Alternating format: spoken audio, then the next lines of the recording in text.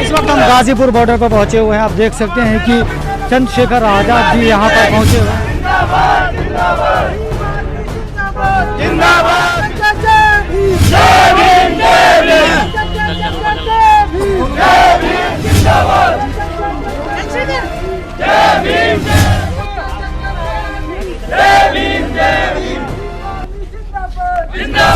क्या है पार्टी का किसानों के लिए?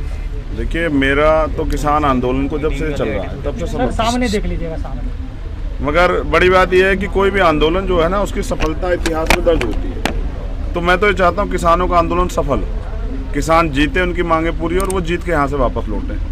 मगर आज एक महान दिन है। आज परम पूजनीय बाबा साहब डॉक्टर भीमराव अम्बेडकर जी की जयंती है।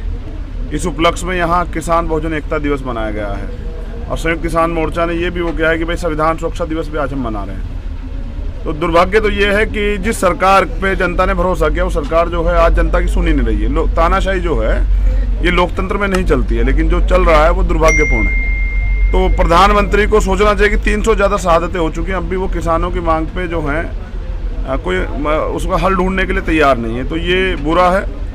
मैं किसानों के आंदोलन के साथ हूँ। अगर मैं कुछ मेरी बातें हैं आज मैं मंच के माध्यम से रखूँगा, अगर ये बातों पे भी किसान साथी हमारे गौर करें तो ये आंदोलन जो है ऐतिहासिक आंदोलन अभी बन सकता है। जैसे इसको तोड़ने के लिए तमाम तरह के षड्यंत्र हो रहे हैं, लेकिन किसान डटे हुए हैं। मगर मैं चाहता हूँ कि आंदोलन सफल हो और इसमें सब लोगों की सहभागिता हो। जैसे हमने आज़ादी का आंदोलन देखा, वो चला तो कई बार है, लेकिन जीता तब जब उसमें सभी की हिस्सेदारी थी, जब उसमें सब लोग खड़े हुए, सभी जाति धर्मों के लोगों ने योगदान दिया।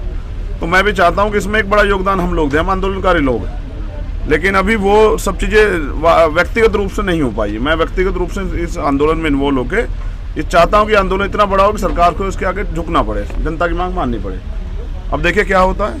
आज का आंदोलन, आज का जो ये प्रोग्राम है किसान बहुजन एकता दिवस और किसान संयुक्त मोर्चा की तरफ से जो बनाया गया है संविधान सुरक्षा दिवस, इसको हम लोग सेलिब्रेट करेंगे और बाबा साहब के आदर्शों पर चलने का संकल्प करेंगे।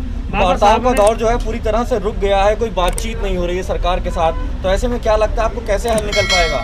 देखिए, चुनाव के समय जो लोग हमारे बीच आके हमारे पैर छूते हैं, हमसे बातें करते हैं, हमारे पैर भी धोते हैं। आज इतना क्या हो गया कि जिन किसानों ने कोरोना काल में भी, जब लॉकडाउन लगा था, देश की अर्थव्यवस्था को संभाल के रखा, आज उनसे बात क्यों नहीं की जा रही है? तो इसका मतलब ये हठधर्मिता, ये तानाशाही है, ये नहीं करनी चाहिए थी सरकार को।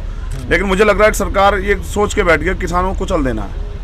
तो पहले भी लोगों ने प्रयास किया, कई सरकार ने किसानों को चलने का, उनको मात खानी पड़ी है। इस आंदोलन में भी ये आंदोलन फेल नहीं होगा।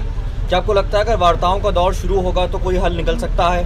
हाँ, बिल्कुल निकल सकता है, क्योंकि सरकारें निकालेगी। वार्ताओं से नहीं, सरकार को कुछ फैसले लेने पड़ेंगे। पूंजीपतियों का हित छोड़ के किसानों के पक्ष में भी सोचना पड़ेगा, अपने आप हल निकल जाएगा। किसान जो है अपनी जायज मांगों को लेकर बैठे हुए हैं, तो सरकार को सुनना चाहिए और सुन के उनको उन पे जो है उनकी मांगों को मानना चाहिए, जबकि सरकार ऐसा नहीं कर रही। लेकिन 5 महीने हो गए, सरकार ने इनकी तरफ नजर उठाना छोड़ दिया है, तो क्या मान लिया जाए कि सरकार जो है इनको छोड़ दिया है साहब? हाँ, सरकार ने ये भी साबित कर दिया कि वो किसानों से प्यार नहीं करती, ना किसानों की मांगों से प्यार करती, ना ही किसानों की जो शहादतें हुई हैं उनके प्रति उनकी कोई संवेदना है। तो सरकार जो है पूर्ण रूप से जनता की आवाज़ को कुचल रही है। ये लोकतंत्र में नहीं होना चाहिए।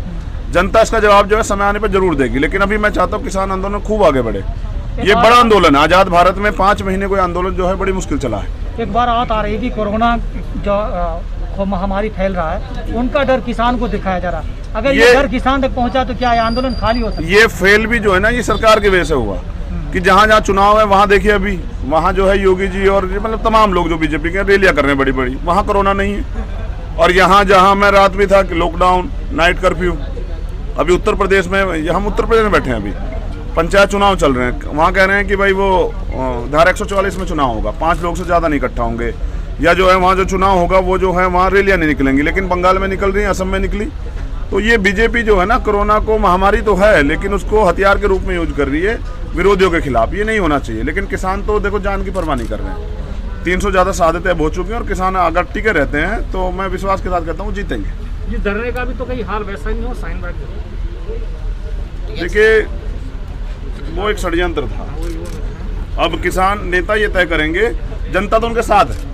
जब भी वो कोई आयोजन रखते हैं जनता पूर्ण रूप से आती है, समर्थन भी देती है, उनके साथ बैठी भी रहती है। किसान आंदोलन के जो अग्रणी नेता हैं, अगर वो सही फैसला लेंगे और वो डटे रहेंगे तो ये आंदोलन जो है खराब नहीं हुआ, जीतेगा आंदोलन। विश्वास है मुझे। धन्यवाद।